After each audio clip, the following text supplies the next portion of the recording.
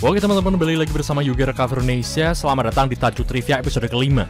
Sebuah topik yang membahas trivia dan juga fakta-fakta random soal Yu-Gi-Oh! Yang mungkin fakta-fakta ini sebenarnya nggak penting sama sekali, tapi semoga bisa menghibur teman-teman semua. Oke, kita mulai trivia episode kelima. Elegant Egotis adalah kartu spell support Harpy Lady yang pertama kali rilis pada tahun 1999 di OCG. Tapi tahukah kalian kalau sebenarnya artwork dari Elegant Egotis ini menyimpan semacam subliminal message? Dari kejauhan mungkin kita mengira kalau artwork kartu ini cuma sekedar snowflake atau kepingan salju. Tapi sebenarnya artwork ini bukan snowflake sama sekali, melainkan mozaik beberapa cermin kaleidoskop dengan wajah original Harpy Lady di dalamnya. Memantulkan bayangan membuatnya terlihat seperti seolah-olah adalah kepingan salju. Nama OCG Jepangnya juga adalah kaleidoskop. Artworknya sekaligus menjelaskan gimana sih Harpy Lady memunculkan teman-temannya ke field pakai efek Elegant Egotis yang ternyata adalah lewat kaleidoskop. Pada tahun 1999 di Tokyo Dome, Konami pernah mengadakan sebuah turnamen video game handheld Yu-Gi-Oh! Terbaru, yang kemungkinan adalah Yu-Gi-Oh! Duel Monster 2 Dark Duel Stories pada saat itu. Dan di acara tersebut, Konami juga menjual premium pack yang di dalamnya ada cetakan pertama Exodia The Forbidden One, kartu yang sudah sangat dinanti-nantikan fans saat itu. Konami yang tadinya memperkirakan hanya 40 ribuan anak yang datang ke Tokyo Dome ternyata jumlahnya jauh lebih besar, yaitu sampai 55 ribu anak sekaligus orang tua mereka. Dan di acara itu banyak yang mencoba menerobos gerbang dan antrian agar mendapatkan kartu spesial yang ditawarkan Konami. Otomatis 10 ribuan orang yang tengah mengantri di luar Tokyo Dome jadi kesel sehingga menimbulkan kericuan. Karena terjadi keributan, Konami memutuskan untuk menghentikan penjualannya saat itu juga, yang justru malah semakin memicu kericuan. Dan minimal ada 2 orang yang harus dilarikan ke rumah sakit dan belasan hingga puluhan dirawat di klinik setempat. Tapi beruntung saat itu Konami mendatangkan polisi anti huru-hara dan berhasil meredakan keributan yang terjadi. Gak banyak yang memperhatikan tekstur background dari atribut yang ada di Yu-Gi-Oh! Jujur aja, mungkin kalian salah satu di antaranya. Tapi kalau kita perhatikan secara detail, pada ke-6 atribut di Yu-Gi-Oh! Earth dan Wind punya tekstur background yang sama, mirip sama bola golf. Fire dan Water punya tekstur seperti cairan. Light and Dark punya tekstur yang glossy dan bergradasi. Dan kalau kita pikir-pikir, atribut-atribut tersebut dikelompokkan berdasarkan sifatnya yang saling bertolak belakang. White Knight Dragon adalah sebuah kartu dragon yang pertama kali rilis di TCG pada tahun 2009. Kartu ini punya banyak sekali kemiripan sama Blue Eyes White Dragon. Oke, secara stats, kartu ini punya attack 3000 dan defense 2500, level 8 Dragon, sama persis kayak Blue Eyes White Dragon. Dan bahkan kartu ini punya nama Jepang yang sepertinya sengaja dibikin buat jadi plesetan Blue Eyes White Dragon. Nama Jepangnya adalah Blue Eyes White Knight Dragon. Pengucapannya mirip banget, dan kesannya malah artisnya itu kayak pengen nge-meme.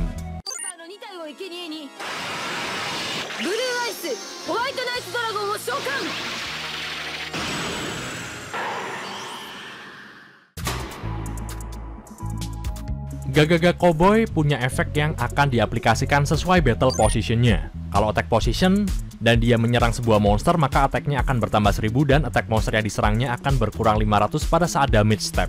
Kalau defense position, pemain bisa inflict 800 damage kepada lawan. Nah, selain pakai efek negate buat menggagalkan efek Gagaga Cowboy, pemain ternyata bisa melakukan pilihan alternatif buat menggagalkan efeknya Gagaga Cowboy. Caranya adalah dengan menyingkirkannya dari monster zone, bisa lewat destroy, banish, return, shuffle, dan lain-lain.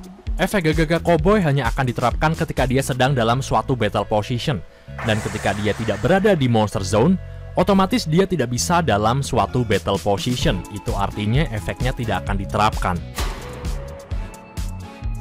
Di manga Yu-Gi-Oh! Volume 21 cetakan Bunkoban, di bagian Afterword, Kazuki Takahashi pernah berjanji pada dirinya sendiri kalau beliau hanya akan menggarap seri Yu-Gi-Oh! Sampai Yu-Gi-Oh! GX aja.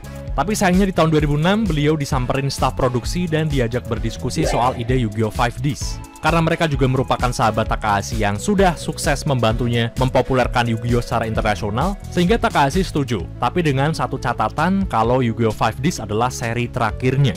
Dan ironisnya, seri baru terus saja dibikin sampai sekarang, dari Yu-Gi-Oh! Zexal, Yu-Gi-Oh! Arc 5, Yu-Gi-Oh! Friends, sampai yang paling baru Yu-Gi-Oh! Sevens. Exodia Necros adalah sebuah archetype Exodia yang pertama rilis di TCG pada tahun 2003. Dia adalah kartu seri Exodia yang dirilis pertama setelah 5 PC seri The Forbidden One. Dan kalau kita amati, Exodia Necros ini punya kombinasi attack yang diambil dari keseluruhan attack monster kelima seri The Forbidden One, yaitu 1800. Kita mungkin gak terbiasa memperhatikan secara detail artwork kartu-kartu Yu-Gi-Oh! Sehingga terkadang kita mengalami miskonsepsi pada artworknya. Kayak misal MX Saber Invoker. Selama ini mungkin kita mengira kalau helm gedenya itu adalah wajahnya. Tapi ketika kita zoom, sebenarnya itu ya helmnya. Terus wajahnya itu baru kelihatan jelas kalau kita perdekat seperti ini. Dan ada banyak sekali kok miskonsepsi seperti ini. Misal yang lainnya ada Sanga of the Thunder. Selama ini kita mengira kalau huruf kanji itu adalah wajahnya. Tapi ternyata matanya adalah 2 titik di bawah huruf kanji tersebut. Number 16 Shockmaster, selama ini kita mengira kalau wajah Shockmaster adalah 3 tanduk dan 2 lingkaran ini. Tapi ketika di zoom, wajah Shockmaster yang sesungguhnya baru terlihat jelas. Decoy Dragon, dari jauh kita bakal mengira kalau 2 mata besarnya ini adalah mata sesungguhnya dari Decoy Dragon. Tapi gimana kalau saya beritahu kalau 2 bulatan kecil di samping mata besar tersebut mungkin saja malah mata sesungguhnya dari Decoy Dragon.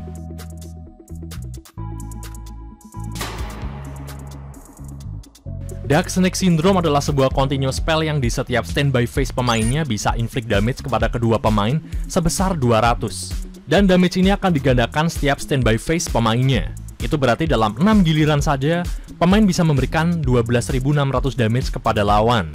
Jumlah turn yang mirip sama yang dibutuhkan oleh kartu instant win macam Destiny Board. Dan Dark Snake Syndrome ini adalah kartu individual yang secara mandiri bisa memberikan damage sebesar itu, tanpa memerlukan combo. Meskipun untuk menyelamatkan life point-nya sendiri, pemain juga membutuhkan kartu tertentu seperti Death Wombat untuk menghilangkan efek damage yang diterima. Tapi fakta bahwa dia adalah kartu individual yang sanggup memberikan damage output terbesar adalah nyata. Di TCG English, ternyata hanya ada 2 kartu yang tidak punya huruf E pada card text-nya termasuk pada namanya. Bisa kita lihat ya, kalau kita ketik huruf E di search box Deck Edit Edo Pro, 2 kartu itu menghilang. Nah, siapa sebenarnya sih 2 kartu yang tak berhuruf E ini? Ya, karena info ini sangatlah penting bagi kita semua, maka akan kita kejar keberadaan kartu tersebut. Dan ternyata kartu itu adalah Carbonella Warrior dan Magician of Black Chaos. Kalau kita perhatikan, memang tidak ada huruf E pada card text kedua kartu ini. Setelah mengetahui info top secret ini, akhirnya kita semua bisa tidur dengan nyenyak. Oke teman-teman, jadi itu dia trivia-trivia buat episode kelima. Semoga informasinya walaupun nggak terlalu bermanfaat, bisa diambil manfaatnya buat kalian. Sekian dari Yuga Recover Indonesia, thank you udah nonton dan I end my turn.